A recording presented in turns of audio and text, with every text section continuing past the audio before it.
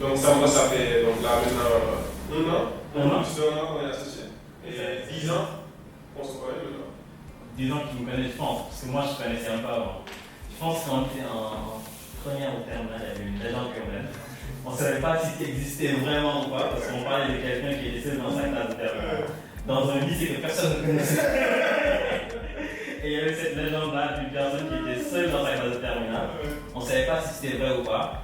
Après, lors des concours généraux, cette personne-là a eu tous les prix. Donc, moi, j'ai utilisé les premiers prix.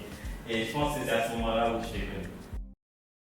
En général, c'était spécial parce que je voyais tout le temps ma mère qui regardait en fait à la télé les gens lors de la cérémonie de remise des prix en fait. Ok. Et donc moi, déjà en première, je pense que j'avais eu un accessite. J'étais un peu déçu, mais en terminale, c'était l'euphorie totale. C'est quoi. ça, ouais. Totale. Parce qu'après, on se retrouve, mais à l'X. Oui, Pour le coup, peut-être 3 ans après à Paris, quoi. c'est ça. Donc rien à voir, dans un autre contexte totalement différent, quoi. Ouais. Et à Lix, ce qui est marrant, c'est que bah, moi, du coup, j'arrive, bon, on a différents parcours. Moi, j'arrive un an avant toi. Et du coup, toi, quand tu arrives, je me rends compte qu'en fait, tu étais avec Yann, en fait. Yann, qui est ma promo, mon Camerounais, là. Et du coup, j'étais un peu genre, je me suis dit, mais attends, il y a un jeune Sénégalais qui arrive à Lix, c'est Yann qui prend soin de lui.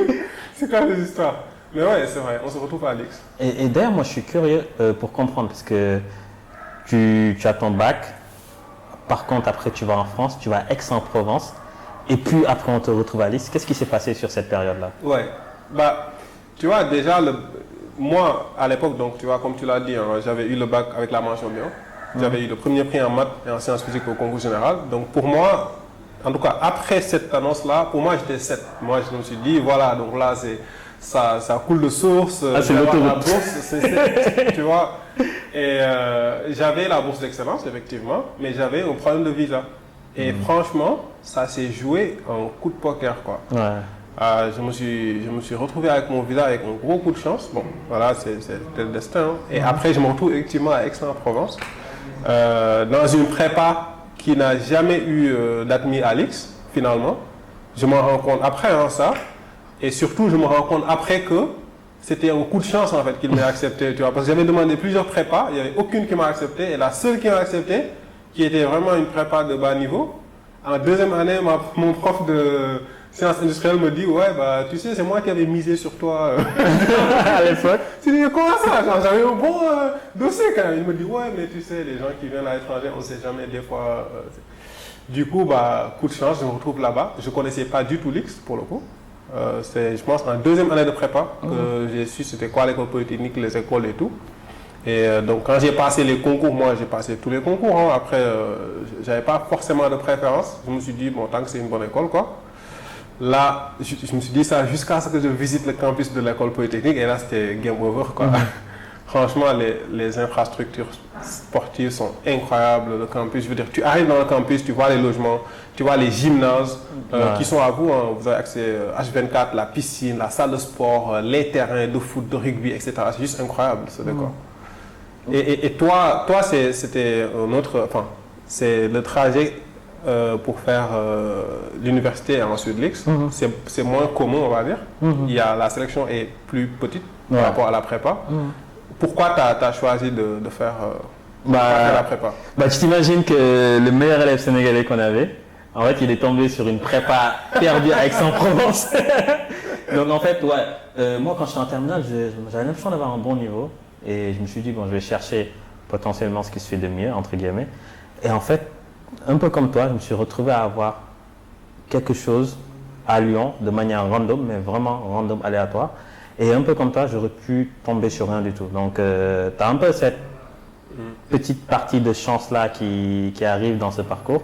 Et après, ce qui se passe aussi, c'est que quand j'arrive à Lyon, quand je suis arrivé en France, ça peut paraître paradoxal. Moi, j'ai grandi au Sénégal. Je suis sorti du Sénégal une fois entre ma naissance et mes 18 ans, c'était pour aller au Maroc. Quand je suis allé en France, j'avais l'impression que j'avais plus de limites, que je pouvais faire tout ce que je voulais et que c'était à moi de fixer mon ambition. Et que, en fait, j'avais cette conviction qu'à travers le travail, les efforts, on pouvait avoir l'ambition qu'on souhaitait avoir. Et ça, c'était un déclic que j'ai eu en arrivant en France. Donc, ce qui fait que mes premiers mois, j'étais d'une motivation et d'une énergie de fou.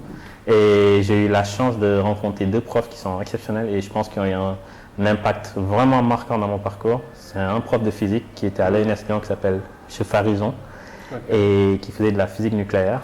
Et du coup, premier cours de physique, il me dit vas-y, je te prends là, je te prends à côté. Et pareil aussi, prof de maths. Et je pense que comme j'avais cette énergie-là, en fait, ils avaient envie de m'accompagner. Et c'est comme ça qu'ils ont commencé à me dire bah, tu sais, genre, normalement, si tu maintiens le rythme, tu pourras prétendre à certaines écoles d'ingénieurs. Parce qu'en France, voici comment le système est. Tu as des grandes écoles, tu as ci, tu as ça. Et tout ça, pour moi, c'était nouveau. Et donc, un peu comme toi, bah, je passe tous les concours et bon, ça se passe bien. On intègre à 2 en plus avec un autre pote, Louis, dans la même filière, avec une autre amie Fatou que tu connais, qui était en PCSI, etc. On intègre à 3 Sénégalais. Je pense que c'était un peu rare parce que toi, tu étais seul. Avant toi, il n'y avait personne. C'est ça. L'année d'avant, c'était une personne, etc. Donc, ouais.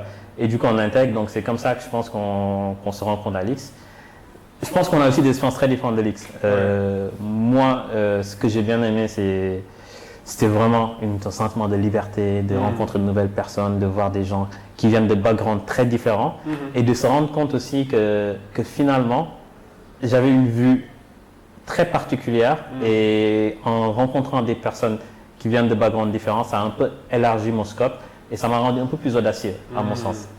Ouais, moi, je pourrais dire la même chose. Mais tu vois, le truc là d'ambition. En fait, moi, quand j'étais jeune, j'ai toujours eu de l'avance. Pas de l'avance. Tu vois, ton parcours scolaire, tu peux être premier, tu réussis les examens, etc. Tu vois, le concours général, etc. Donc, tu connais un peu tes capacités. Mais tu ne connais pas vraiment ton potentiel, on va dire. Qu'est-ce que tu peux réaliser avec ces capacités-là? Tu ne sais pas. Parce que tu es au Sénégal, tu n'as pas d'exemple.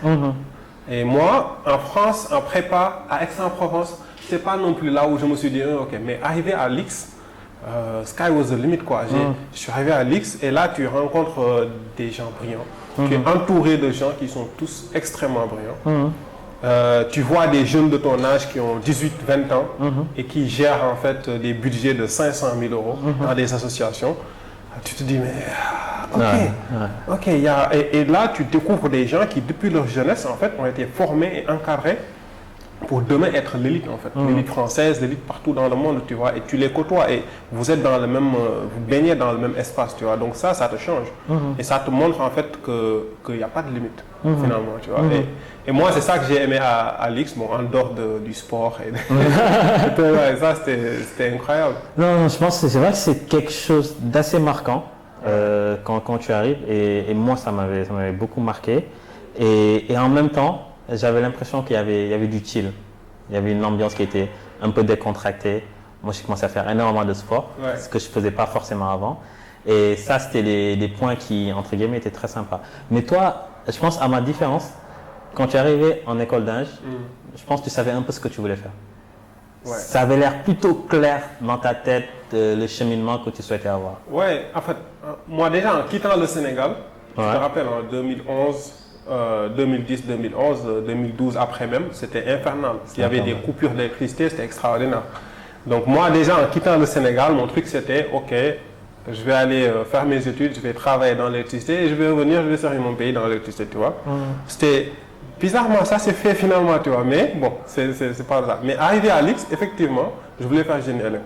Donc j'ai suivi les cours, tu vois, la 3e année, mais les cours à l'X, c'est très très mathématique, tu vois. À l'X, je dirais que j'ai été plus marqué par cette expérience de tu peux apprendre ce que tu veux, tu peux faire ce que tu veux. Et ça, ça m'a beaucoup impacté parce que aujourd'hui, c'est ça qui me donne ce sentiment-là de je peux entamer ce que je veux et avoir des chances dessus. Mais finalement, sur l'électricité en soi, j'ai pas vraiment eu une grosse formation sur la partie génie électrique en fait. J'ai fait beaucoup de maths appliquées, d'électronique, etc. Mais très peu tu vois, de réseau électrique, le dur de la chose. Et heureusement qu'il y a en fait l'application en fait pour aller justement à l'APA où tu fais une 4e année en fait dans une autre école pour justement te spécialiser encore plus dans le domaine. Et moi, c'est à travers ça que je suis allé à Polytechnique Montréal.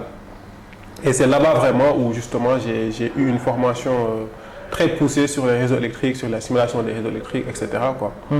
Mais à l'X, c'était très général, très mathématique. Ouais, c'est très mathématique. Mais c'est marrant, tu sais, genre, on faisait des cours d'économie. Ah, C'était que des maths. ah, Mais après, je pense que le truc qui était bien, c'est que ça te permettait de trouver un socle commun à Ouais. beaucoup de domaines mhm. et de les comprendre à peu près via les mêmes bases. Moi, ça j'ai bien aimé. Ouais. Ça, c'était le point positif. Après, tu as raison. En termes d'application, ouais, tu as toujours envie de voir des choses plus intéressantes. Moi, je me rappelle, genre, la mécanique quantique, je comprenais rien au truc, mais en examen, Ouais. comme c'était que des maths, tu t'en sors et à la C'est fin, ça. tu as un petit truc sur l'interprétation. Bon, tu Ouais, bugs, ouais. mais comme tu avais ce socle mathématique, ça te permettait de pouvoir un peu Effectivement. tripatouiller sur les différentes matières, quoi. C'est ça. Hmm. Mais toi, du coup, le parcours que tu as eu à l'X, tu as fait un peu de maths appliquées, etc. Et après, tu es sorti de là. Qu'est-ce qui t'a aiguillé à te dire, OK, voilà ce que je vais faire? Oh, bah, c'était dépression. Non, mais, en fait, tu sais, genre, tu es au Sénégal, Ouais. tu connais, tu fais S1 parce Ouais, que tu c'est aimes ça. bien faire des maths, de la physique. C'est ça. Donc, à aucun moment tu choisis, c'est juste que tes profs vont te dire tu vas faire ça. Après, naturellement, tu aimes faire des maths, tu connais de faire des maths. Après, tu fais des concours d'école d'ingé, bah, tu intègres l'école d'ingé que tu voulais avoir, bah, tu rejoins. La première année, c'est un tronc commun, donc jusque-là, tu ne choisis pas. La deuxième année, tu choisis des matières par-ci, par-là. Tu peux faire de l'info, des maths, de l'économie. Moi, tu choisis les matières que tu aimes bien. Et la troisième année, on te dit maintenant, je pense que c'était un parcours d'approfondissement. Oui, Là, fallait regarder un sujet particulier. c'est ça. Et je pense en fin de deuxième année, c'était un désastre total dans ma tête. Je rencontre un ancien qui s'appelle Thierno d'ailleurs, qui maintenant est directeur de Petrosen au Sénégal. Et Thierno me dit, bah, écoute, là au Sénégal, ils sont en train de faire potentiellement de l'exploitation de pétrole et de gaz. Donc, bah, essaie de t'orienter sur l'oil and gas. Et là, pendant 2 semaines, je me dis, vas-y, je vais faire de la mécanique après, je vais me concentrer sur l'oil and gas.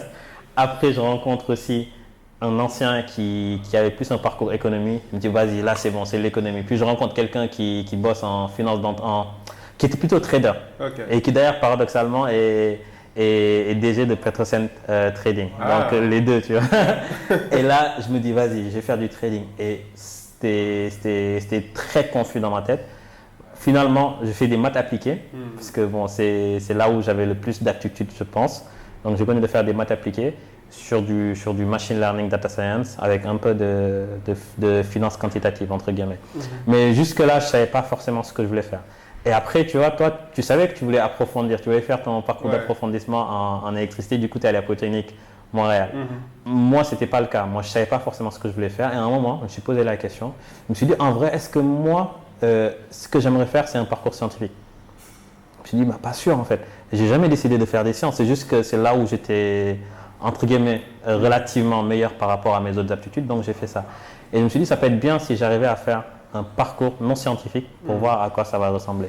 Et du coup, j'ai fait un master qui était commun avec HEC Paris, que j'ai fait. Et là, c'était la première fois que je rencontrais des personnes qui n'avaient pas de background scientifique et qui avaient une manière différente de voir les choses, qui avaient peut-être une rigueur, parce qu'ils ont toujours cette rigueur, mais qui était un peu différente de nous, ou en tout cas des gens que j'avais l'habitude de côtoyer. Et ça, pour moi, c'était game changer dans ma perception des choses. Et ça m'a permis de déjà commencer à me projeter sur des types de métiers qui étaient toujours à l'interface entre une partie business et une partie scientifique, en me disant que c'était potentiellement là mon sweet spot. OK. Et toi, ce qui est marrant aussi, c'est que après être allé à Polytechnique Montréal, je pense que tu es la première personne que je connais qui est rentrée au Sénégal. Parce que souvent, tu sais, on se dit, Ouais. vas-y, ok, je finis mes études, je prends un peu d'expérience Ouais. et puis je rentre. Ouais. Après, bon, potentiellement, on prend de l'expérience, mais on rentre jamais. Ouais. Mais toi, à un moment, tu nous as appelés, tu nous dis, bon, les gars, c'est cool et tout. Là, je suis rentré au Sénégal. On était là en mode, what? Ouais. En fait, c'était la même chose. Moi, tu vois, c'est exactement ce que tu as dit. Parce que c'est ce qu'on nous dit. Tu vas en France ou peu importe, Montréal, Canada, États-Unis, peu importe, tu fais tes études, tu rentres pas tout de suite, tu rentres jamais tout de suite. Pourquoi? Parce qu'on te dit que ce que tu as appris, tu peux pas l'appliquer en fait. On te dit que tu peux pas l'appliquer quand tu vas rentrer. Et du coup, qu'est-ce que tu fais? Bah, tu te dis, ouais, bah, écoute, je vais avoir 5 ans d'expérience, 10 ans. OK. Mais finalement, tu vois, ces 5 ans-là et ces 10 ans, c'est basé sur rien du tout. Ouais. Genre, c'est vraiment un chiffre qu'on a. OK, il me faut 5 ans d'expérience, mais pourquoi 5? Tu vois, pourquoi pas 3? Pourquoi pas 2? Pourquoi? Et du coup, moi, la première chose, c'est que quand j'étais à Paris déjà, je commençais à me sentir pas très à l'aise là-bas. Tu vois. je ne pouvais pas l'expliquer. C'était un truc, voilà, je me réveillais, je n'étais pas bien. Et je me suis dit, voilà, parce que moi à l'époque c'était entre ma 4A, faire ça à Supélec ou à Polytechnique de Montréal. Et du coup je me suis dit, non, il faut que je voyage, je vais aller à Montréal, peut-être changer un peu d'environnement, peut-être c'est ça, tu vois, peut-être juste je dépayse. Arrivé à Montréal, donc j'ai fait mon master, ma maîtrise de recherche, et le même sentiment revient, tu vois. Et j'ai jamais été aussi heureux que quand je rentrais en vacances au Sénégal, tu vois. J'étais bien, je me sentais bien. Je me sentais ici, tu vois. Je ne sais pas si tu te rappelles. Même quand on était là ensemble avec lui et les autres, ils disaient, ouais, c'est un vrai Sénégalais. Moi, j'étais dans le bain, quoi. Je me dis, ouais, je suis chez moi, ça me faisait plaisir. Et j'avais ce sentiment-là qui me démangeait. À l'époque, je me marie. Du coup, il y a ma femme qui n'était pas encore là. Je me dis, ah, sûrement parce qu'elle n'est pas encore là. Elle me rejoint. Et malgré tout, le sentiment-là, il est toujours là, tu vois. Et je me dis, non, c'est pas ça. Faut que je retourne chez moi. Donc là, je venais juste d'avoir 1 an d'expérience, un peu moins. Je viens en vacances au Sénégal, j'en profite pour parler à quelques personnes, de renvoyer mon CV et je retourne à Montréal. Et quelques semaines après, j'ai une proposition à la Sénélec. Je me dis, ça si ce n'est pas le destin, ça c'est... Et moi, je suis très observant par rapport à ce genre de choses, tu vois. Parce que quand c'est arrivé, j'ai beaucoup tâtonné, j'ai beaucoup réfléchi, tu vois, et je me suis posé certaines conditions. Parce que moi, quand je suis retourné à Montréal, je me suis dit, bon, soit si je suis là, je vais acheter une maison. Parce que je ne voulais pas rester là-bas et faire la location, tu vois, à toute ma vie. Donc je lui ai dit, je vais acheter une maison et au pire, si je rentre après, dans 5 ans, 10 ans, je revends. Mais je m'étais mis un ultimatum. Je me suis dit, bon, je vais attendre 5 ans. Je vais attendre jusqu'aux 6 mois. Si dans 6 mois, je n'ai pas d'offre pour rentrer, je me braque, c'est fini. J'achète ma maison et je suis là encore au moins 5 ans et après on voit. Et au bout de 3 semaines, j'ai une offre. Je me dis, bon, là c'est clairement un truc, rentre chez toi, quoi. Donc, et après, tout a été tellement simple. Tu vois, j'avais une voiture que j'ai facilement pu vendre à un prix que je n'espérais pas du tout. J'ai pu acheter pas mal de choses. On est revenu à l'aise, quoi. Et j'ai rejoint la Sénélec, quoi. C'était un gros bête, hein. mais finalement, tu vois, ça a bien marché. Parce que, tu vois, bon, c'est... ma femme, après, me posait tout le temps la question, est-ce que tu regrettes? Je disais, non, je vis ma best life, je suis avec mes parents, avec mon frère, dans l'environnement que je connais, que j'aime. Voilà, pour moi, c'est la meilleure chose. Tu as vu une grosse différence entre le type de rôle que tu occupais quand tu étais au Canada ou même en France et ce que tu faisais au niveau de la Sénélec, que ce soit par rapport à l'environnement de travail, aux gens avec lesquels tu as travaillé, etc. Est-ce que tu as senti une grosse différence ou un gap dans ce sens? Oui, bon, entre Sénélec et... Bon, déjà, il y a le salaire. Ça, non, c'est parce que c'est important, tu vois, parce que, en fait, je sais que beaucoup de gens, aujourd'hui, il faut le dire, beaucoup de gens qui hésitent à rentrer, le salaire, c'est le premier frein, il faut le dire. Quand tu rentres au Sénégal et que ton salaire est inférieur à ce que tu épargnais par mois, les gens autour de toi, ils disent, mais t'as perdu la tête ou quoi, tu vois? Et ça n'encourage pas.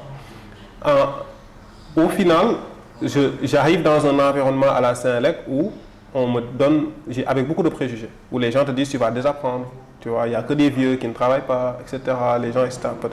Tu arrives, moi quand j'arrive, je trouve un environnement qui est totalement à l'opposé, entouré de beaucoup de jeunes cadres. Certains ont le même parcours que moi, ils ont fait Supélec, ils sont rentrés, ou d'autres écoles, INP Grenoble, etc.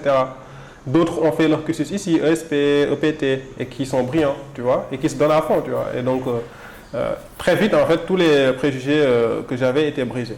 Et j'étais dans un environnement stable où je pouvais apporter en fait mon expertise et surtout je pouvais apprendre beaucoup de choses. J'ai beaucoup appris en travaillant à la Sénélec.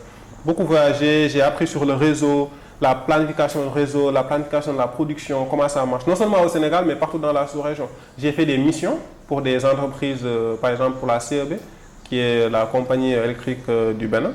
J'ai fait des choses à titre indépendant et d'autres choses très très intéressantes. Donc, non, c'était une très belle expérience. Comparé à Montréal, c'était plus une boîte de consulting. On développait un logiciel de simulation. C'était beaucoup plus complexe. Intellectuellement parlant, il y avait beaucoup plus de challenges. C'était juste, c'était difficile. C'est juste difficile, c'était dur. Franchement, C'était dur. Il y avait des semaines où, parce que je faisais du développement, donc j'ai développé sur un autre logiciel de simulation des solutions, justement dessus. On faisait de la formation, donc je voyageais pas mal, États-Unis, Panama, Amérique latine, etc. Donc pour faire des formations, pour vendre le logiciel, etc. Et donc à un moment donné, il y avait beaucoup de challenges. Au début, on était 2. Après, on a recruté d'autres personnes. C'était fun, mais très stimulant, difficile. Ok. Difficile. Oui, c'est bien. Et toi, du coup, mais parce que toi, après l'X, du coup, tu te retrouves donc à aller à HEC. Et après, donc Goldman Sachs, Rothschild, Deloitte, des boîtes prestigieuses, ça fait quoi? Moi, je me rappelle, je suis venu à C'était la période sombre. Là, tu me dis, ouais, c'est vrai que je finis tard, mais les samedis, je finis tôt. Je dis, ah, ok, tu finis à 15, je finis à 22h les samedis. Je me suis dit, ah là. Mais ça fait quoi, du coup, d'être dans ces environnements-là? Je ne sais pas si c'est parce que je venais du Sénégal, parce que je n'ai pas eu l'occasion de sortir, mais moi, j'avais envie de prestige. J'avais envie de voir ces entreprises-là, comment ça fonctionne, qui travaillent dedans. Qu'est-ce qui leur donne cette renommée, etc. Et je pense que quand j'ai fini ce master-là qui était commun avec HEC, j'avais envie toujours d'être dans quelque chose qui est en interface entre des sciences, entre guillemets, et du business. Et en même temps, j'avais envie de découvrir des environnements prestigieux. Ça c'était quelque chose qui me tâtait à l'époque. Et donc, le M&A, la fusion-acquisition, c'était quelque chose qui s'y prêtait. Parce que d'une part, tu étais censé en tout cas avoir une partie sur de la modélisation financière qui pouvait être plus ou moins complexe. En même temps, tu avais une partie sur le business. En même temps, tu avais assez d'intensité. En même temps, tu travaillais avec des gens qui étaient ultra brillants, etc. Donc ça, moi, ça m'avait attiré. Et en fait, quand j'ai découvert ces environnements-là, je les ai trouvés très stimulants. Je pense que tu apprends beaucoup. Sur un très court terme, tu as une learning curve de malade, en tout cas quand tu es junior. Et ça, c'est quelque chose que j'avais apprécié. Mais en même temps, en faisant ce move-là, très rapidement, je me suis rendu compte que finalement, je n'étais pas tant que ça intéressé par le prestige. C'était pas, en fait, c'était pas ce qui me rendait heureux et c'était pas ce qui me rendait non plus fier. Je trouvais que c'était de bonnes écoles pour apprendre, mais derrière, moi en tout cas, par rapport à mon mood et mon mindset, c'était pas forcément le type d'environnement où je pouvais dire ouais, je suis fier de faire ça, etc. C'était plutôt d'autres éléments qui me rendaient fier. Moi, je suis plus fier par rapport à l'impact que je peux avoir sur moi-même ou sur les gens ou sur mon environnement. C'était là où je me sentais le plus à l'aise. Donc, ce qui fait qu'à la fin, Rothschild, alors, je pense que j'avais une offre pour évoluer qui était assez sympa. J'en avais parlé à mes parents, à ma femme et tout. On était là, pas mal. Et là, je pense que peut-être 1 ou 2 journées après avoir reçu l'offre, j'ai un ami de l'X qui me dit « Écoute bro, j'ai un pote qui a monté une start-up qui aimerait te rencontrer. » Et il me dit « Je pense qu'il veut te recruter. » J'ai dit « Bon, comment ça, ouais. C'est ton pote, je vais le voir pour te faire plaisir, franchement. » Et là, je rencontre un mec qui s'appelle Marc Sarfati. Il a 1 an de moins que moi, qui monte une boîte entre tout ce qui est hôtel et restaurant et moyens de paiement. Et là, je me suis dit, l'énergie de ce gars-là, son intelligence, son pragmatisme, en fait, c'est quelqu'un qui est en train d'avoir un impact sur un écosystème. Et c'était tout ce que moi, je voulais avoir. Et il me fait rencontrer ses associés. Et du coup, je rencontre un gars qui s'appelle Max, qui s'appelle Axel, les deux excellentissimes.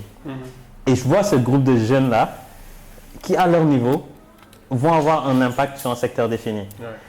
Et là, moi, je me dis, en fait, c'est ça qu'il me faut. Je vais être épanoui dans ce type d'environnement-là. Parce que certes, c'est moins sexy, entre guillemets, de dire je travaille chez Skip ou que je travaille chez Rothschild, où les gens disent les gens ça les intéresse plus quand je travaille chez Rothschild, tu fais quoi, nanana, c'est plus parlant, tu es dans de la fusion-acquisition, c'est quoi les deals, ça doit être sombre, etc. Plus de prestige, mais ça ne me parlait pas trop. Alors qu'aller chez Skip, moi c'est ce qui me rendait heureux. Je pense que la meilleure expérience de travail que j'ai eue, chez Skip. Il y avait Deloitte puis Skip, pour différentes raisons. Mais Skip, c'était vraiment la meilleure expérience de travail que j'ai eue. Qu'est-ce que tu faisais là-bas exactement à Skip? À Skip, quand je rejoins Skip, je pense qu'on avait 3 ou 4 mois de runway. En fait, de runway, pour être plus simple, c'était dans 3-4 mois, on était mort. Et ça, tu le savais avant d'accepter? Ouais, je savais. Challenge accepté. Non, transparent, franchement transparent. Ok. On n'avait pas beaucoup de runway, donc la boîte pouvait cartoucher, clairement. Et moi, c'était quelque chose qui me plaisait en fait, le fait de me dire, ok, on est super ambitieux, on peut faire un big truc, mais demain on peut mourir. Tu vois, ça mettait toujours la petite flamme. Et donc j'ai commencé par la partie financière, donc comment on fait pour restructurer la boîte financièrement, pour rallonger ce runway-là, pour intégrer de nouveaux investisseurs, donc les accompagner, les aider sur la partie levée de fonds, parce qu'on avait besoin de nouveaux investisseurs pour nous accompagner sur cette route-là. Parce que en termes de cash, on commençait à être très court, très short sur cette partie-là. Donc ça, c'était le début. Et après, tu connais, c'est une startup. Genre, tu commences, tu te rends compte qu'il y a des trous par-ci, par-là. Puis je deviens lead founder de Skit. Et puis après, je commence à travailler sur la partie produit. Parce que comme on n'en a pas parlé, mais avant, je faisais du machine learning. J'étais data scientist. Je faisais une formation dessus. Donc, j'étais plutôt allé sur les sujets de produits. Je commence à les accompagner sur la partie produit. Et à un moment, un peu comme toi, j'avais envie de revenir au Sénégal. Donc, c'était, même, je dirais même pas au Sénégal, c'était l'Afrique de manière générale. L'Afrique m'attirait de manière générale. Et c'est ce qui a fait que j'avais décidé de quitter Skit pour rentrer. Et là, tu rentres pour plusieurs raisons et tu lances Socium, quoi. Je lance Socium. Ouais. Moi, je me souviens, tu nous parlais de ça. Et franchement, je pense que lui aussi devait penser la même chose. Lui, pour donner du contexte, c'est un ami d'école d'ingénieur. Voilà, on était ensemble à l'IXEC. C'est ça. Et quand tu me parlais de ça, moi, dans ma tête, je me disais, bon, ok, parce que moi, j'étais déjà rentré à l'époque. Je me disais, bon, ok, logiciel de recrutement au Sénégal, il veut refaire un LinkedIn au Sénégal, c'est quoi le... J'arrivais pas à voir, tu vois, mais parce que je n'avais pas le contexte peut-être que toi, tu avais à l'époque, tu vois. Mais comment ça se passe comment tu décides que ça doit être Socium, justement? Ouais, c'est un bon point. Je pense qu'il y a toute une partie sur l'idéation. Qu'est-ce qu'on fait en réalité? Moi, je me dis, entrepreneur, c'est dur. Monter un business, c'est dur. Et du coup, si je monte un business, il faut que je monte un business dans des sujets que je connais plus ou moins. Donc, pour moi, ça, c'était quelque chose qui était important. Chez Skit, j'ai appris le SaaS, le logiciel pour les entreprises. Donc, le SaaS B2B, comme on le dit, la vente de logiciels pour les entreprises. J'avais appris comment on fait du produit, comment on vend du logiciel, comment on structure financièrement une boîte. En plus, j'avais pas mal d'expérience qui me permettait, en tout cas à l'époque, de penser que j'avais assez d'expérience pour faire du SaaS B2B. Par la suite, 3 ans après, je me rends compte que j'étais vraiment naïf et j'étais peut-être un peu trop ambitieux sur le niveau d'expérience que j'avais, qui était en réalité beaucoup plus faible. Et donc, j'ai commencé à regarder des secteurs dans le SaaS B2B qui peut être intéressant. Et il y a pas mal de secteurs. De toute façon, en Afrique, il y a tout ce qu'il y a à construire. Donc, il fallait aussi trouver un secteur dans lequel j'avais du fit. Et le RH, je pense que je me suis dit, si je me lance du RH, je peux y rester pendant 10-15 ans. Je pense que c'est long, mais ça ne me dérange pas. Par contre, il y a d'autres secteurs qui m'attiraient un peu moins. Donc, c'est la raison pour laquelle j'ai fait du RH. Et j'avais commencé à parler de mes idées à tout le monde. En fait, j'avais rencontré quelqu'un qui s'appelle Suntu Bousso et je lui ai dit, ouais, je veux monter le LinkedIn africain. Il m'a dit, pendant que tu y es, genre, fais le Google africain, quoi. Il avait totalement raison. Et en fait, le fait de confronter les idées que j'avais du marché avec des gens, en fait, ça m'a permis aussi de pouvoir le challenger et de pouvoir, au fur et à mesure, structurer ce que je voulais réellement faire, même si j'avais ce secteur. Et ce qui s'est passé, c'est que au début, j'avais la partie HR qui était intéressante, mais par contre, les RH, c'est très large. Donc, dans les RH, comme tu le sais, tu as la paye, tu as le talent management, tu as le recrutement. En fait, il fallait qu'on puisse rentrer par un secteur qui, en termes de techno, est facile de pénétrer. Pour moi, c'était le recrutement. Typiquement, on a fait un produit en 2 mois, on a commencé à le commercialiser sur le recrutement. Je pense que si on le faisait sur la paye, ça allait être différent. Et aussi, qui était assez profond et assez attractif pour avoir de la croissance. Donc, pour cette raison-là, on a commencé sur le recrutement. Au début, même quand on pitchait avec les investisseurs, on parlait uniquement du recrutement. On ne parlait pas du reste pour éviter de créer du cafouillage, donc uniquement sur le recrutement. Donc, on a commencé sur le recrutement et on a tourné sur le recrutement à partir de septembre 2021. Et là, on a eu directement de la croissance. On a eu des clients qui popaient au Sénégal, en Côte d'Ivoire, au Mali. Et là, je pense que je me suis dit, alors on est sur quelque chose là. Là, il y a quelque chose à faire. Ça, après, vous levez 1 million d'euros. Moi, quand j'ai appris la levée, je me suis dit, bon, Peut-être sérieux. Peut-être qu'il avait quelque chose peut-être qu'il tenait quelque chose finalement, tu vois. Ouais.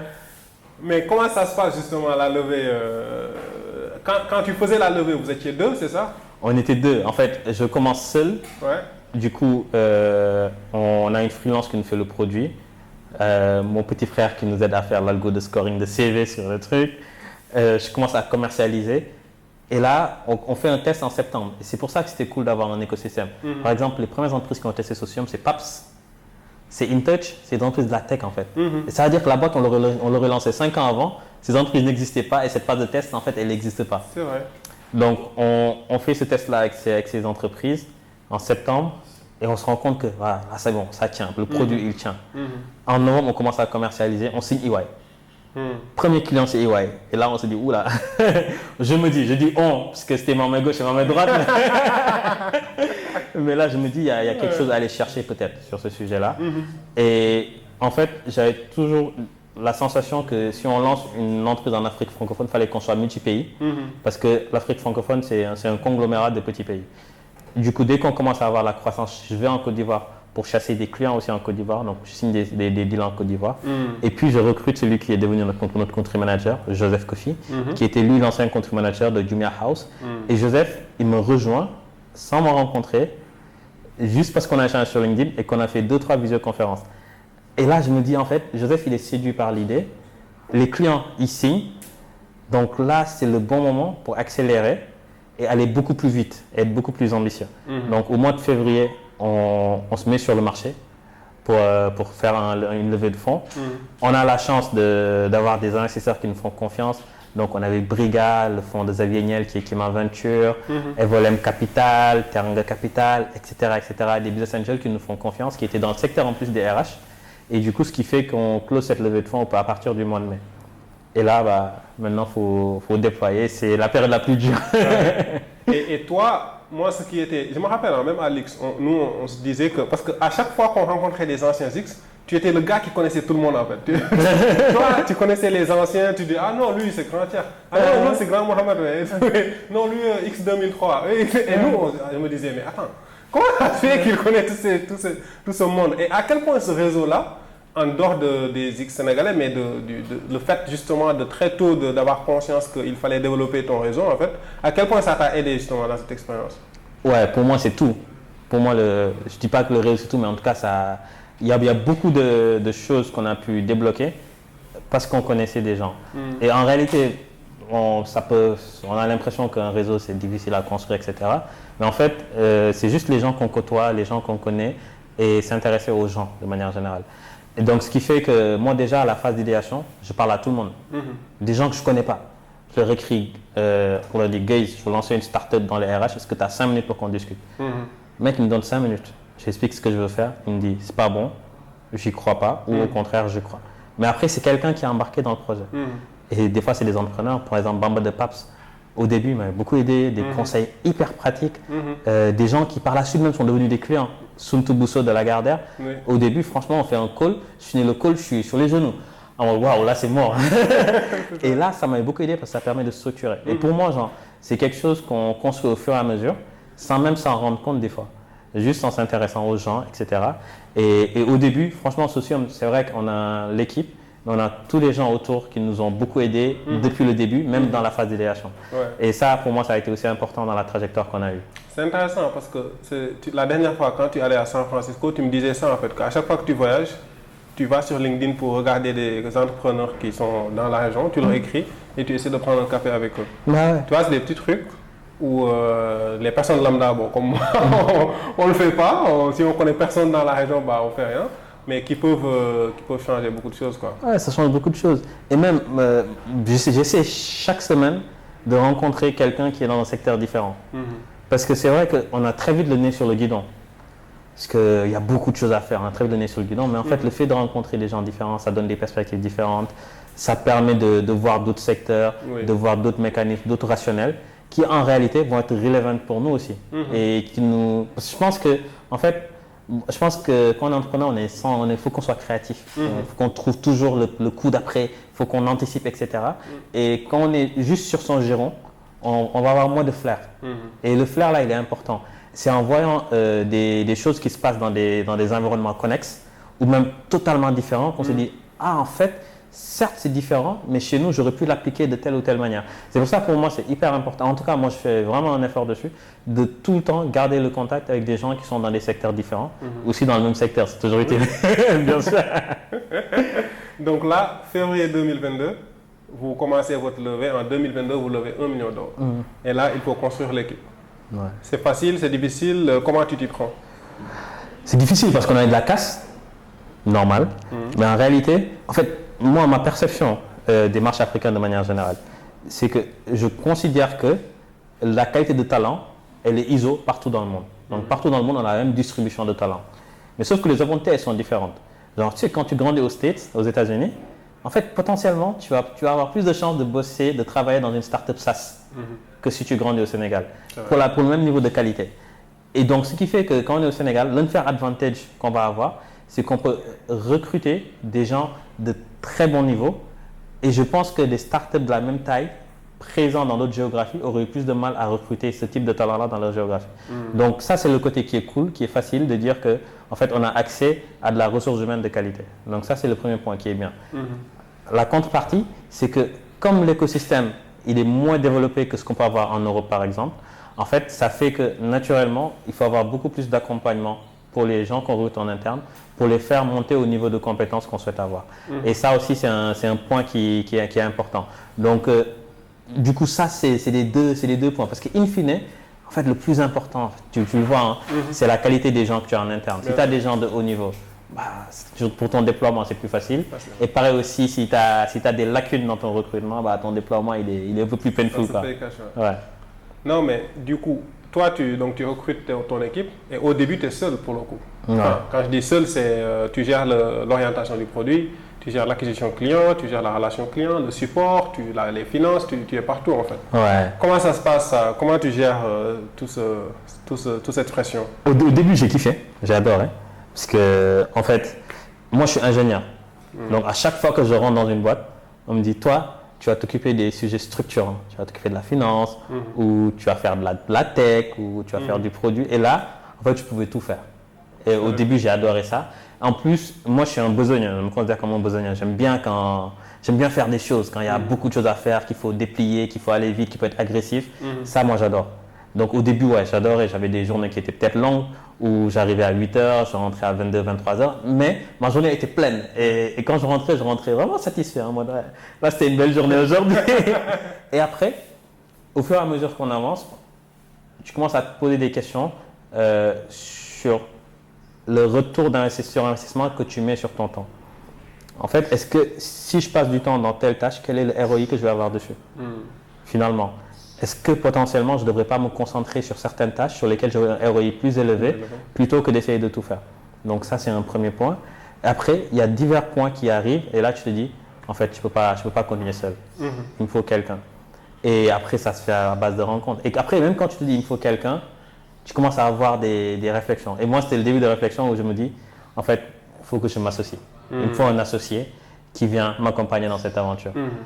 Et quand j'y pense, en fait, l'associé pour moi était hyper important. Moi, je considère que je suis un team player.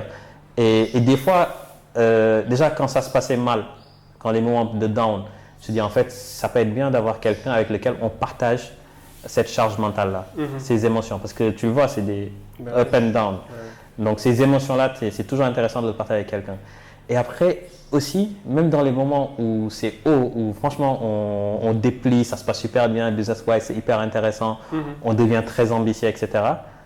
En fait, tu te dis, en tout cas moi je me dis, ça m'aurait cassé les bonbons quand même que la boîte réussisse avec un solo entrepreneur, moi tout seul. Genre j'ai envie de partager ces bons moments-là avec quelqu'un. Et sur la même période, je rencontre deux frères qui sont devenus des amis. Mustapha et Alun, qui sont deux frères entrepreneurs de Sharjah. Et en fait, je les vois partir comme ça, je les regarde, je me dis, zut, genre, en fait, ces gars-là, genre, quand ils vont, sur leur boîte marche, mais c'est une consécration, mais de ouf pour les deux. Oui. Les deux, ils sont contents, genre, ça décuple l'intérêt de la chose. Et pareil aussi, quand c'est bas, ça décuple. Et donc, du coup, moi, ce qui se passe, c'est que d'un plan de vue business, je sens que j'ai besoin d'un associé avec lequel je me répartis les rôles, mais pas que. Moi, je veux pas juste quelqu'un qui prend une partie et moi l'autre partie. J'ai besoin d'avoir quelqu'un avec lequel je partage cette émotion-là. Et pour moi, ça peut pas. C'est un ami, tu vois. C'est un ami, c'est un frère, c'est quelqu'un sur lequel on peut compter. Et il y a beaucoup de choses qui m'ont poussé à savoir que Serine, c'est quelqu'un avec qui je peux compter. On a eu des galères, Alex, quand même. On a raté on a raté des soirées, on sait comment ça se passe, etc. Non, et là, je me dis, ouais, en fait, business-wise, j'ai besoin de partager la charge de travail et la responsabilité avec quelqu'un. Mais ça, en fait, tu peux régler ça avec un recrutement, ça se règle. Mais en fait, surtout, j'ai besoin de partager ce parcours entrepreneurial avec quelqu'un que je peux considérer comme un frère. Et c'est pour ça que je suis venu, je t'ai dit, Serine, genre, faut vraiment que tu viennes. Et j'y crois, j'ai dit, je propose, on sait jamais. Moi, au début, je me suis dit que c'était une plaisanterie. Je me suis dit, mais qu'est-ce qu'il raconte? Parce qu'en fait, je me disais, en fait, moi, quand j'ai quand même rejoint la Sénélec, mais dans ma tête, c'était un pied à terre. J'ai jamais eu l'ambition, en tout cas, de faire carrière à la Sénélec. Moi, mon idée, c'était de venir, de connaître l'environnement, parce qu'on connaissait pas le pays. Nous, on n'a jamais travaillé ici, on a eu le bac, on est parti, quoi. Donc, on ne sait pas c'est quoi la psychologie des gens, comment ça marche, qu'est-ce qui marche pas. Tu vois, comment tu développes un business réellement ici, c'est très différent. Donc moi, je me suis dit, je vais venir, c'est un pied à terre, quelque chose qui me permet de prendre soin de ma famille, de me poser. Et à côté, je vais découvrir un peu mon environnement, tu vois, apprendre et pouvoir petit à petit essayer de lancer quelque chose, tu vois, et voir où je le lance. Entre-temps, j'ai développé beaucoup de compétences à gauche, à droite, etc., annexes. Mais du coup, quand tu m'as dit ça, je me suis dit, mais il est sérieux, lui? Et après, j'ai commencé à réfléchir, tu vois, parce que, encore une fois, dans ma vie, je ferme jamais vraiment de porte. Et c'est quelque chose qui parfois peut-être me porte préjudice, on ne sait pas, on verra. Mais je laisse toujours à chaque fois qu'il y a quelque chose qui arrive dans ma trajectoire, je me dis que c'est peut-être un signe de destin, tu vois. Il y a peut-être quelque chose là. Et en général, ce que je fais, c'est que je teste, tu vois. Donc je teste, je regarde. Et si vraiment le truc est toujours là, je me dis, bon, peut-être il y a quelque chose à faire. Et du coup, je me rappelle à l'époque, on s'est vu, on a discuté et tout. Et après, tu m'as expliqué un peu ce que vous étiez en train de faire. Et tu m'as parlé du SIRH. On n'en avait pas parlé avant, je pense. On avait beaucoup parlé pendant le truc de job. Et sur le SIRH, j'étais en mode, ok, il y a vraiment un truc intéressant là. Et même si ce n'était pas encore lancé à l'époque. Mais je pense après ça, entre ça et vous êtes Socium était déjà assez solide. Il y avait déjà une base de clients, il y avait autour de 60, un peu plus de clients qui étaient déjà sur job, donc qui utilisaient, donc c'était cool. Je me suis dit, bon, est-ce que c'est pas un signe que, parce que moi j'étais rentré pour entreprendre, je me suis dit ça c'est probablement un signe pour entrer dans l'entrepreneuriat en fait, pour commencer mon truc. Et je me suis dit que d'une part, j'avais développé beaucoup de compétences parce qu'à côté, je faisais du développement web, du design graphique, du marketing digital. De la menuiserie. Je me suis dit, bon, il est peut-être temps peut-être qu'il me faut un environnement justement où il y a beaucoup de choses à faire, contrairement à la Sénélec où justement c'est très... voilà, tu es ingénieur, même si par la suite je me suis retrouvé à faire beaucoup de choses avec beaucoup de gens qui m'ont sollicité à gauche à droite. Mais à la base, j'étais là-bas pour mon expertise en planification de réseau et de la production. Alors que là, j'allais être dans un environnement où justement, j'allais être ouvert à beaucoup de choses, tu vois. Et j'aurais pu justement, c'est là où je me dis, ma polyvalence allait avoir le plus d'impact en fait. Et j'allais aussi apprendre, tu vois, parce que voilà une expérience entrepreneuriale dans laquelle je vais embarquer, qui est déjà en marche et où je vais en plus avoir l'opportunité d'apprendre, ok, comment justement on structure une boîte, comment on fait un bon recrutement, ok, comment on gère les clients, comment on fait l'acquisition client, etc. Tu vois. Et je me suis dit, réfléchis pas. Parce que moi j'étais en mode, bon, Serine dans 15 ans, il est déjà de la Sénélec, c'est sûr. Non way qu'il vienne. Et c'est pour ça que quand tu m'as dit que ouais c'est bon, t'allais venir, je me suis dit alléluia, là c'est bon. Là on va faire une dinguerie. Mais c'est bien. Et genre quand tu arrives, je pense que quand tu es à la Sénélec, tu étais très verticalisé. Où tu avais ton rôle, tu commençais à un niveau, tu montais petit à petit, etc. Et quand tu arrives chez Socium, entre guillemets, ça va dans tous les sens. Où, en plus toi tu avais un rôle qui était central, qui était aussi sur plusieurs départements, sur plusieurs fonctions, etc. En fait, comment tu as appréhendé ça? Ouais, c'est vrai. C'est vrai que j'ai été projeté un peu sur quelque chose que, bon, je ne maîtrisais pas vraiment. où je n'avais jamais fait avant. Et tout d'un coup, bah, je me retrouve à devoir gérer la relation client, devoir gérer les opérations de la boîte, quoi, en fait, de façon générale, le marketing, etc. Et là-dessus, en fait, bon, moi, au début, disons qu'il y a plusieurs phases. Au début, déjà, bah, j'ai commencé à beaucoup regarder beaucoup de choses sur, ok, c'est quoi un directeur des opérations, qu'est-ce qu'il est censé faire, etc. En fonction de, tu vois, il y a ce livre-là que tu as partagé avec moi de Ben là, qui parle justement de Hard Things About the Hard Things, qui est vraiment excellent. Donc, je commence à, en tout cas, me renseigner beaucoup sur c'est quoi les tenants et les aboutissants de ce rôle. Et j'essaie d'adapter, tu vois, en utilisant en tout cas toutes les compétences que j'ai et du bon sens, hein, finalement aussi. Et tu touches un peu à tout au début, on va dire. Parce que tu arrives, il n'y a pas encore, l'équipe est encore petite, on va dire, et vous devez gérer beaucoup de choses. Donc déjà, quand je suis arrivé, il y a ma CSM qui part. C'est vrai. Moi, avant que j'arrive, je n'ai pas de responsable de satisfaction client, donc je me dis, bon, je me rappelle, je t'envoie un message pour te dire. Bon, là, il est en train de partir là. Ça m'a tué parce qu'on avait déjà commencé à travailler ensemble. J'arrive et tout, je me suis dit, bon, Fatima, voilà, j'arrive et on va tuer tout ça. Ah, tu me dis qu'elle part, je me dis, quoi, elle ne peut pas faire ça. Et donc là, j'arrive, pendant 1 ou 2 mois, je dois gérer tout ça. Donc je commence à parler un peu aux clients, à faire les onboarding, à trucs. Donc ça commence dès le premier jour. Il n'y a pas le temps de se dire on s'adapte. Et heureusement que je commence avant à m'impliquer dans la boîte avant même d'arriver. Parce que quand j'arrive, ça part. Il n'y a pas de temps de se dire ouais, on se prépare et tout. Bon, entre-temps, on recrute un CSM, on essaie de structurer un peu, on essaie de mettre des process. Parce que les opérations, finalement, c'est ça en fait le plus dur. C'est de mettre des process qui marchent. C'est vraiment de mettre des process, de dire on a un nouveau client, c'est quoi les steps? On fait ça, et de s'assurer à ce que ces steps-là soient assez fluides pour que la personne qui le fait derrière puisse justement le faire efficacement. Parce qu'un process qui est mal fait, les gens ne le respectent pas et ça ne va jamais être appliqué.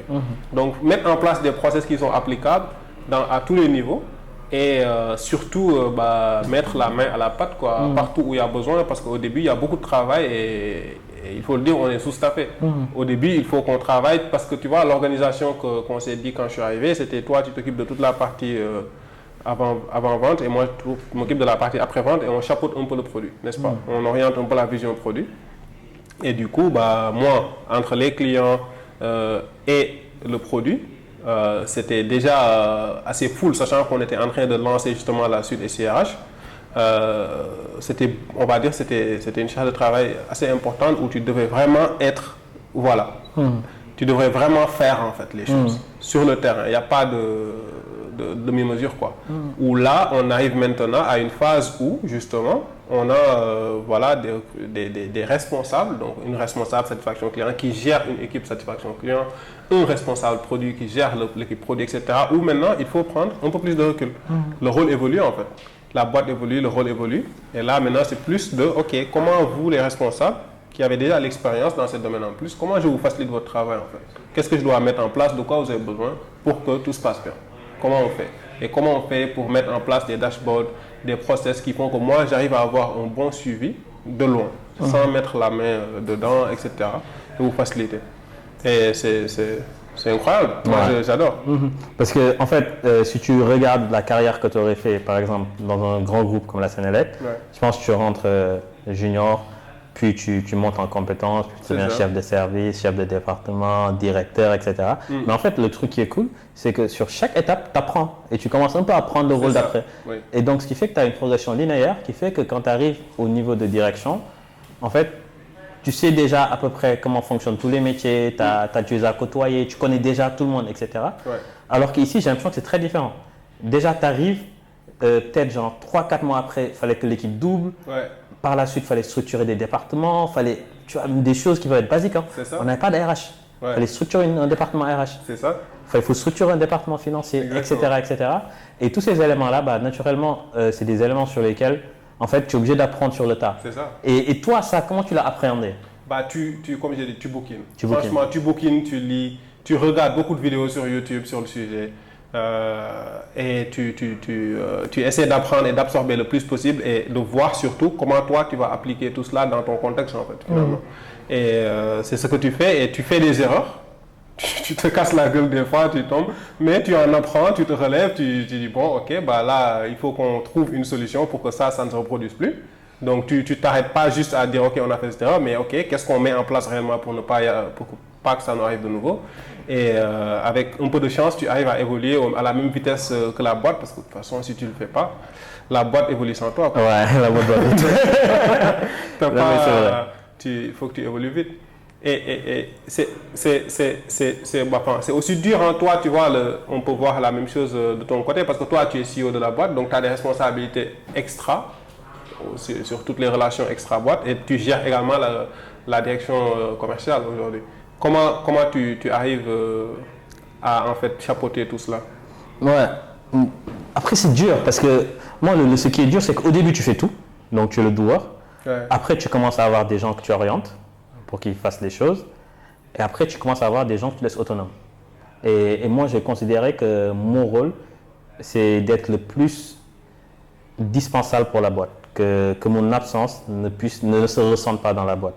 Et du coup, moi, mon quotidien, c'est d'essayer de créer cet espace-là pour que tout le monde, dans son rôle, ait tout ce qu'il faut pour pouvoir exécuter la vision qu'il a de son rôle.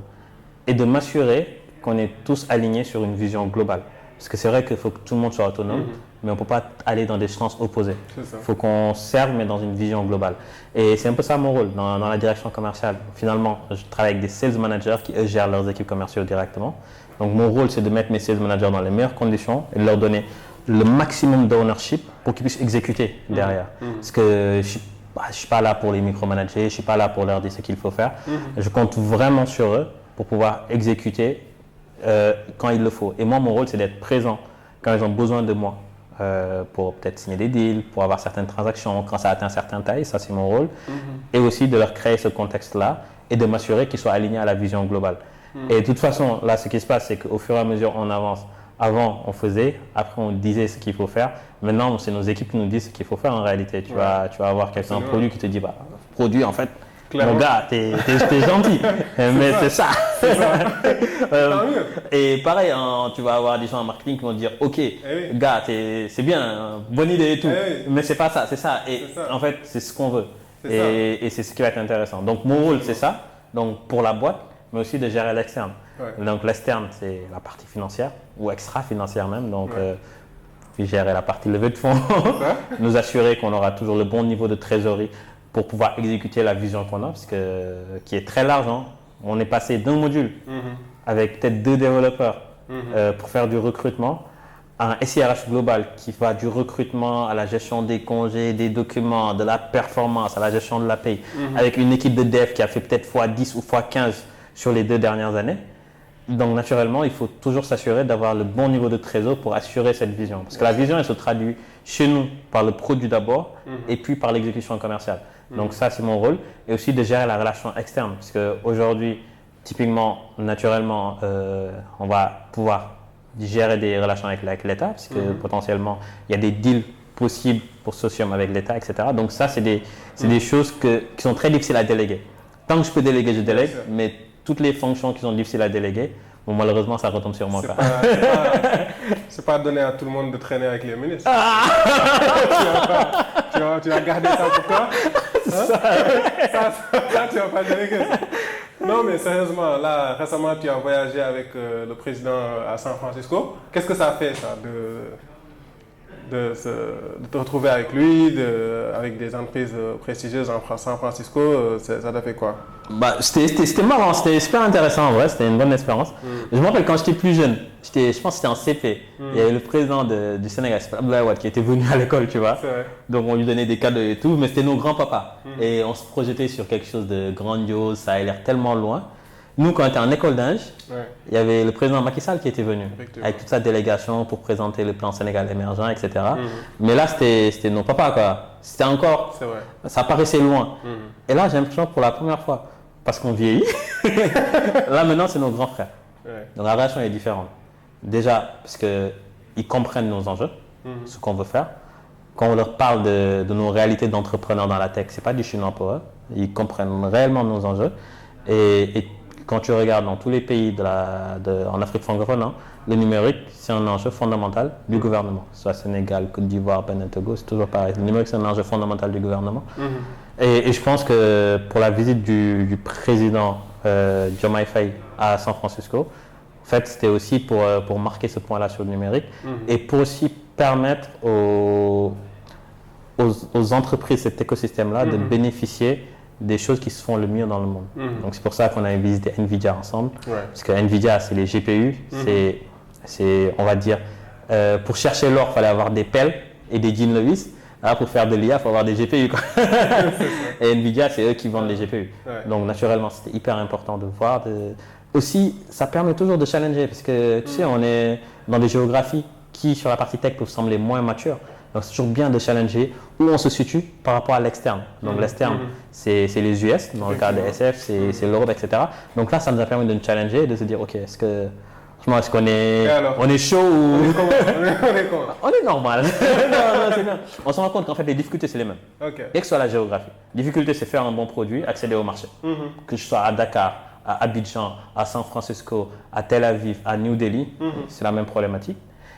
Aujourd'hui, on a des ressources humaines sur la partie technologique qui sont très avancées dans nos géographies.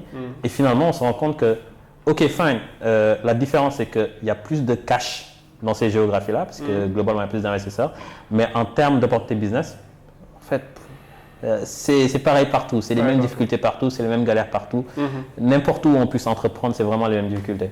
Et donc ça, c'était le point qui était vraiment intéressant lors de cette visite-là. Ok, non, mais c'est intéressant. Et là, Socium, nous avons lancé le SIRH. C'est quelque chose que toi, tu voyais depuis le début. Comme tu dis, hein, tu as commencé par le recrutement, c'était plus rapide. Mais in fine, le SIRH allait de toute façon avancer, allait de toute façon arriver.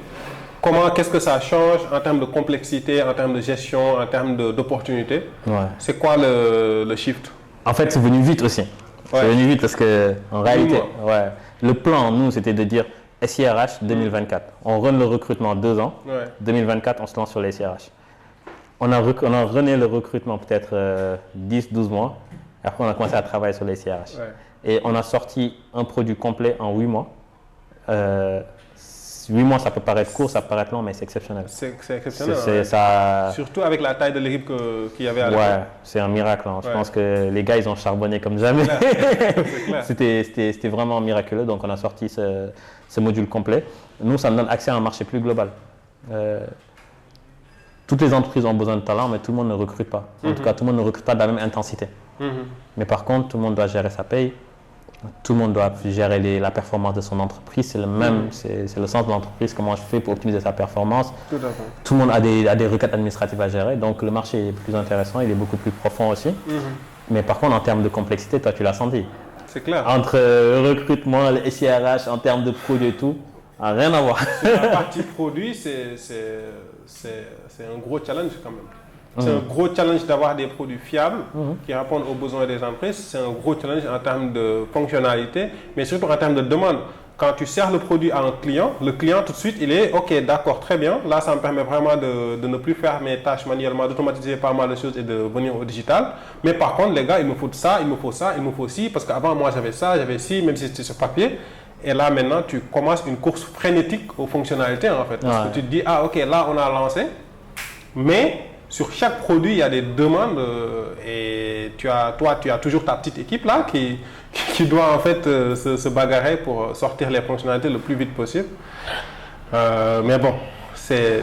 Ouais, et je pense même quand tu dis ça, en vrai, si tu regardes avec du recul, on passe dans une boîte de branding. Parce qu'en réalité, genre, Socium, au début, la force, c'était le branding. On avait marque employeur, branding, etc. à une boîte de techno. Parce qu'au début, tu as une équipe de dev restreinte, beaucoup de commerciaux et de marketing. Et là, c'est l'opposé. La moitié de l'équipe, c'est des ingénieurs qui font le produit. Et en plus, l'avantage, c'est que c'est un produit qui est récent. Donc, tu as la capacité d'être aussi, entre guillemets, je mets des anglicismes, mais top notch dans les technos que tu utilises, dans l'expérience utilisateur, dans les fonctionnalités que tu es capable de mettre. Et ça, c'est totalement différent de typiquement ce qu'on faisait quand on était une boîte plus branding, plus marque. Et d'ailleurs, je pense que c'est ce qui fait qu'on a eu besoin de faire une levée de fonds, c'est de continuer d'investir dans cette techno-là. Ouais. Quoi. Une levée entre 4 et 5 millions de dollars. C'est quoi la différence entre lever 1 million en 2022 et lever plus de 4 millions aujourd'hui? Ouais, en 2022, je pense que c'est le marché. C'est le marché financier de manière générale qui change. En 2022, je pense qu'il y avait plus de cash. Okay. Il y avait plus de cash. Et surtout, donc ça, si on regarde les facteurs exogènes, le marché était différent. Il y avait plus de cash dans le marché financier en 2022. Maintenant, si on regarde les facteurs qui sont endogènes à Socium, en 2022, on n'avait pas beaucoup de legacy. Je te dis, on commence à vendre notre produit en novembre. On recrute la première personne qui est Joseph en janvier, 2 mois plus tard. On démarre la levée de fonds au mois de février, 3 mois plus tard. On close la levée de fonds en mai. Donc, en 5-6 mois, de toute la vie de la boîte, on a levé, on peut avancer.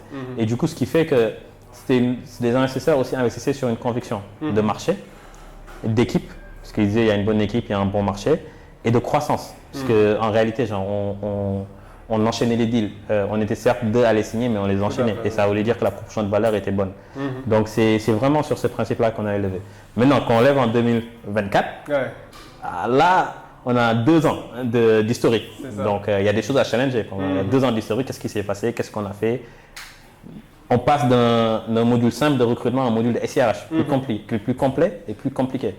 Donc, ça, c'est des choses qu'il faut expliquer. Et surtout, on passe d'un environnement de levée de fonds tech qui était frénétique sur 2021-2022 à quelque chose qui est beaucoup plus soft en 2024. Là, tu vois, il y a moins d'annonces de levée de fonds dans la géographie.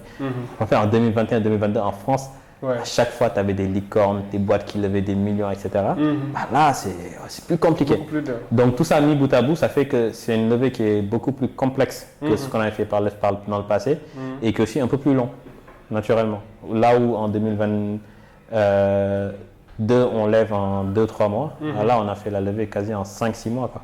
Donc, ça a pris plus de temps. Justement, tu vois, ça, c'est une question, je pense, qui va intéresser beaucoup d'entrepreneurs.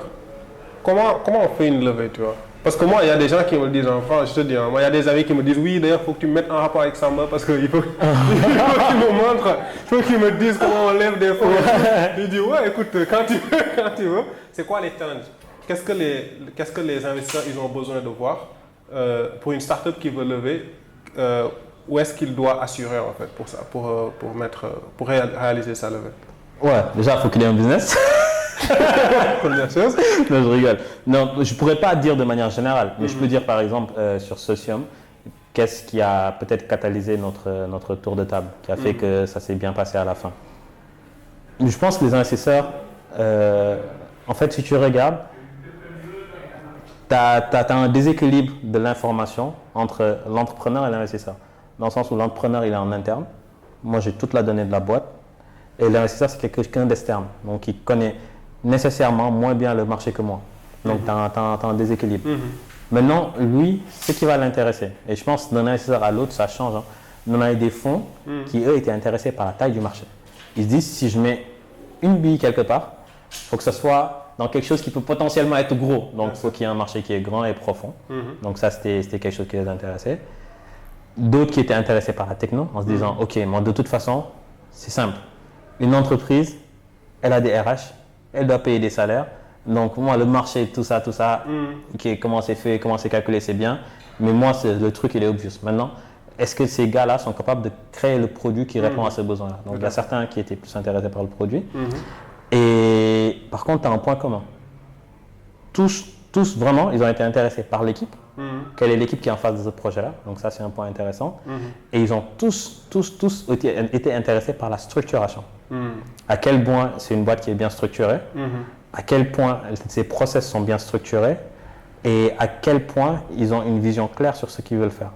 Et donc, moi, je pense que si on a marqué des points de manière vraiment intrinsèque, c'est sur ces éléments-là. Je pense qu'on a une équipe qui était pas mal pour notre taille. Parce que comme je le disais, genre, quand on est en Afrique, on a cette capacité-là de recruter des talents qu'on n'aurait pas pu recruter dans d'autres géographies. Donc, l'équipe, elle rassurait. En même temps, on a fait un processus qui était très structuré, bien structuré, où tout était clair. Et je pense que les gens ont senti En fait, je dirais pas, on est une boîte d'ingé quoi. On est, Oui, non, on est ça, plutôt carré. C'est ton business plan. Ouais, Le c'est business plan, il y a eu quand même beaucoup de compliments sur c'était là-dessus, carré. c'était très bien fait. Même la structuration de la levée. Tout à fait. Tu regardes la data room, c'était bien fait. Absolument. Il y avait pas mal de choses qui étaient carrées et ça aide. Franchement, ça aide. Après, il y a des choses aussi que nous portons et sur lesquelles on n'a pas forcément de mérite, mais on est sur un marché qui est énorme. Ça, c'est énorme. pas Tu regardes, genre, n'importe quelle entreprise, il faut qu'il paye des salaires. Donc, soit tu le fais par un logiciel occidental avec toutes les limites que ça a, soit tu le fais via Excel qui te donne toute la flexibilité mais zéro fiabilité. Ou nous, on est là, quoi. On a ce qu'il te faut. Et quand les gars, ils ont vu ce qu'on a développé sur ce court temps-là, pour eux, ça commençait à être une évidence pour la plupart. Et même quand c'est une évidence, contrairement à 2022, les gens ils avaient besoin de plus réfléchir. Quand même. Valider, regarder, cross-checker, etc. Donc c'est ce qui a rallongé le process. Mais à la fin, ça s'est bien terminé, quoi. En plus, on a eu des entrepreneurs qui ont investi. Je suis très content. Ouais. On a eu Mossadegh Bali, fondateur d'Azalai, qui a investi. Pour moi, ça me tenait à cœur d'avoir des entrepreneurs africains qui investissent dans des business africains. C'était aussi bien. Et donc, on était très content d'avoir ces gens-là qui nous supportent et qui nous accompagnent aussi. Absolument.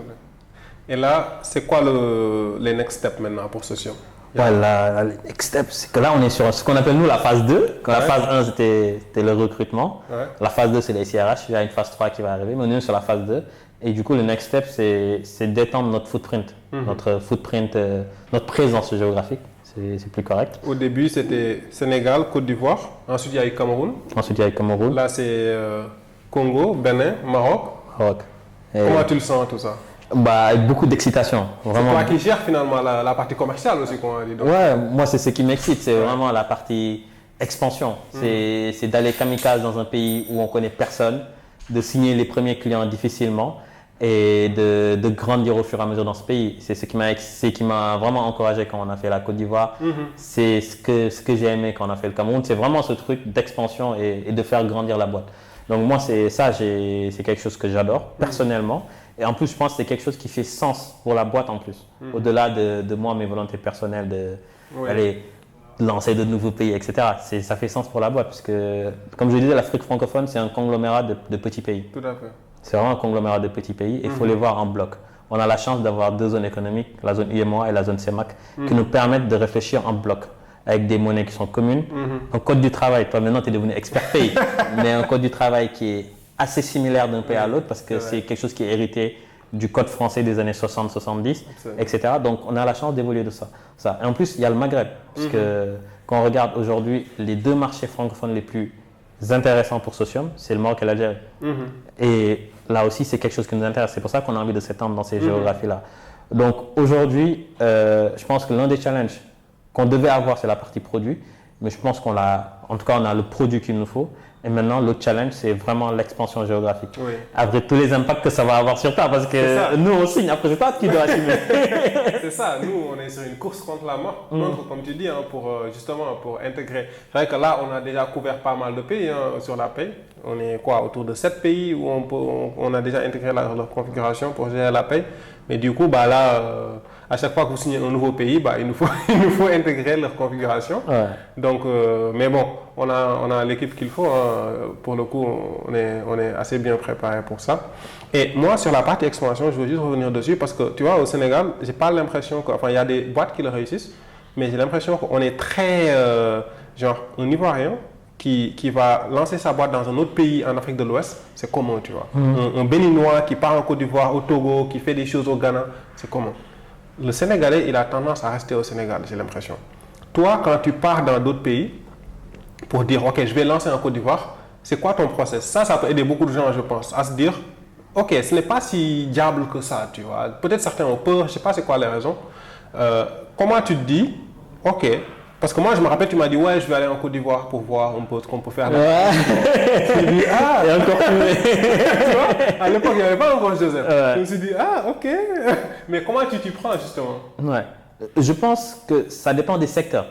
Nous, on a la chance, c'est qu'on a un secteur, en tout cas, qui est agnostique, qui est quasiment agnostique en fonction des géographies. Le logiciel, c'est le même qu'on vend dans tous les pays. C'est une question de configuration. Le vrai challenge, c'est un déploiement commercial. Par contre, c'est sûr que si tu es une entreprise de logistique, et que tu as des entrepôts physiques et que tu as des camions, etc., C'est différent. ça peut être différent. Ça peut être le lancer dans un nouveau pays, ça peut être totalement différent. Bien sûr. Mais nous, le fait qu'on soit un SaaS B2B agnostique dans notre région, ça aide dans le déploiement. Ce qui fait que, en plus, moi, comme je le dis, genre, c'est vrai que Socium, étant sénégalais, bon, ça donne un côté sénégalais, mais ce qu'on voit, c'est on est une boîte panafricaine. Et je me suis toujours dit, si on est une boîte panafricaine, bah, pourquoi on se restreint sur un pays? Bien sûr. Déjà, philosophiquement, je suis une boîte panafricaine, donc je vais être partout. Et avant, on disait, ouais, mais tu commences dans un pays, une fois que tu as de bonnes assises, et que c'est comme quand on disait qu'il fallait prendre de l'expérience en France. C'est la même Une chose. fois que tu as de bonnes assises, maintenant tu lances un nouveau pays. C'est ça. Il faut faire attention à ci, à ça. Et je me suis Oui. dit, écoute, bah, pendant qu'on est petit et agile, c'est là où on peut le plus apprendre. C'est là où il faut lancer de nouveaux pays, tester des choses, avoir des échecs, avoir des succès, mais c'est à ce moment-là. Si on attend d'être gros, Ouais. avec moins de vélocité Ouais. pour lancer de nouvelles géographies, c'est compliqué. Donc, ce qui fait que nous, quand on lance la Côte d'Ivoire, moi, c'est une démarche commerciale. Côte d'Ivoire, Cameroun, c'est commercial. C'est identifier les clients qui vont être le plus facilement signables, entre guillemets, pour Socium. Ok. Ça va dépendre de leur industrie, ça dépend de la personne, est-ce que Oui. c'est quelqu'un qui est digitalisé, etc. Donc, il faut bien les identifier et puis les attaquer spécialement, leverager au maximum sur son réseau. Il faut Ok. faire des choses qui ne scalent pas. Parce que Ok. souvent, quand on fait un business, on se dit, OK, on pense au futur. Ah, ouais, Oui. mais, là, ça marche là, mais si on fait ça, non, il faut faire des choses qui ne scalent pas. Ok. Les objectifs, il faut signer, quoi. Oui. Et tu te débrouilles comme tu peux pour signer. D'accord. Et ça, c'est le plus dur. Et donc ça, c'est ce qu'on a fait au Sénégal, Côte d'Ivoire. Je pense qu'on va avoir une démarche similaire pour le Maroc. Maintenant, sur le Congo, on a une démarche produit. C'est la première fois qu'on aura une démarche produit sur un pays, sur le Congo-Kinshasa, parce qu'ils ont des problématiques sur la paye qui sont très atypiques à ces pays-là, Ok. où les gens négocient leur salaire en net en dollars, le bulletin de paye est en francs congolais, le salaire net, comme le dollar bouge, il bouge chaque mois, le salaire, des choses de paye. Donc c'est le premier pays sur lequel on identifie un point de douleur qu'on attaque. Mais sur tous les autres pays, c'était vraiment commercial, comment j'identifie les personnes qui peuvent le plus signer, etc. etc. Donc c'était ça le challenge. Ça, quoi. c'est intéressant. Donc, leverage son réseau, Ouais, faire des choses qui ne scalent pas. ouais. Donc, aller soi-même, utiliser son réseau, rencontrer des gens, signer son ami, son grand-père s'il le faut. Ouais, c'est ça. Mais en tout cas, pénétrer le marché. Pénétrer le marché. Et après, scale, quoi. Ouais, et faut pas avoir peur de ne pas être intelligent, faut bourriner quoi. Ouais. Souvent, genre, on a envie de faire des choses smart, intelligentes, réfléchir et tout, c'est très bien. Des fois, ça marche. Nous, sur le Congo, bah, c'est comme ça qu'on pénètre le Tout à marché. fait, ouais. Mais des fois, il faut bourriner quoi. Faut juste bourriner et y aller. Non, tu tapes sur le mur longtemps, un mois, il va se casser. T'as bien raison. Ouais. C'est quoi les next steps du coup? Nous, les next steps, c'est cette expansion-là. Et ça va être très dur, très intense, mais c'est vraiment ça qu'on va faire dans les prochains mois. Je pense qu'on a une boîte où on aime bien, comme je disais le mot bourriner, on est des besogneux. Ouais. Donc, on va continuer dans cette direction-là, continuer d'être agressif, continuer de se donner, etc. Donc, ça, c'est le next step. Ouais. Et étendre notre footprint géographique et notre base de clients. Ça, c'est vraiment l'objectif. Après, c'est une aventure entrepreneuriale, avec tout ce que ça implique, Ouais. dans le sens où on est très ambitieux, donc ça peut très bien se passer. Ouais. Et moi, je suis persuadé que ça va bien se passer. Mais en même temps, on est très réaliste. C'est qu'une entreprise entrepreneuriale, ça peut se terminer du jour au lendemain. On a vu ça chez d'autres Mais entrepreneurs. toi, ça, c'est rien du tout. Tu as rejoint un skip versus une offre. Ouais, c'est ça. Où tu te dis, ok, bon, bah là, c'est l'offre de rêve. Et là, bah, ça peut se terminer dans 3 mois. Tu te dis, vas-y, je signe. Je sais, Donc ouais. là, Mais tu sais, tu signes en te disant que ça va bien se passer. ouais, tu Tu signes, optimiste, quoi. tu es optimiste que ça va bien se passer. Mais ça commence à se passer en fait. Tout à fait. Et ça arrive à des entrepreneurs qui sont beaucoup plus brillants, Bien sûr. qui avaient de belles boîtes, et pour des raisons aléatoires, la boîte elle a fait. Finalement, c'est une grosse chance quand même de vivre cette expérience. C'est une grosse chance. Déjà, en fait, tu sais, genre, quand tu bosses dans une boîte, on t'impose tes collègues. C'est vrai. Et le fait de pouvoir choisir les gens avec lesquels on travaille, parce que tu vois, hein, tu vois, on n'est pas indépendant. Entrepreneur, ça rime pas avec l'indépendance. Genre, toi, tes clients qui t'appellent à 23h, tu n'es pas indépendant. Ouais. Tu as des exigences de l'équipe. C'est Tu as clair. des exigences de tes investisseurs. Tu n'es pas indépendant. Pour moi, la vraie chance, c'est qu'on puisse choisir les gens avec lesquels on travaille. Et moi, je pense que, quelle que soit la suite, hein, que ça se passe bien ou mal, en fait, je suis très content et très fier d'avoir travaillé avec ces gens-là sur cette aventure. Ouais. Donc, que ce soit nos collaborateurs, Ouais. nos investisseurs, Ouais. nos clients, je pense qu'on En fait, on a une chance d'avoir une équipe vraiment Non, c'est clair. je veux dire de ouf, de dingue, de maboule, comme on veut, sur cette partie-là. Et c'est pour ça que je me dis, bon, l'aventure peut bien se passer. En tout cas, je suis sûr à 200%. Et même si elle se passait mal, franchement, je me dirais, on a vécu un bête de trucs. Non, là-dessus, je te rejoins. Je pense, le mot en tout cas qui me vient à l'esprit, moi, c'est gratitude. Ouais. C'est vraiment, on a de la chance à notre âge, déjà de mener l'expérience qu'on est en train de mener. On est en train de construire quelque chose d'incroyable, avec une ambition qui n'a pas de limite, avec des clients qui nous supportent et une croissance extraordinaire. Donc, et comme tu as dit, une équipe incroyable, quoi, où tu te lèves le matin, tu es content d'aller travailler, en fait. Donc ça c'est une vraie chance, quoi. Je pense, dans n'importe quelle vie, on nous dit que bah, là, à cet âge, voilà ce qu'on fait, on signe tout de suite, quoi. Ouais, je pense. Donc c'est surtout ça. En tout cas, je pense que là, on a fait le tour de ce qu'on devait faire. Mais en tout cas, super top. Et de toute façon, next challenge, que c'était comme les challenges d'hier et d'avant-hier, on va cogner la bagarre pour pas trop changer. C'est ça.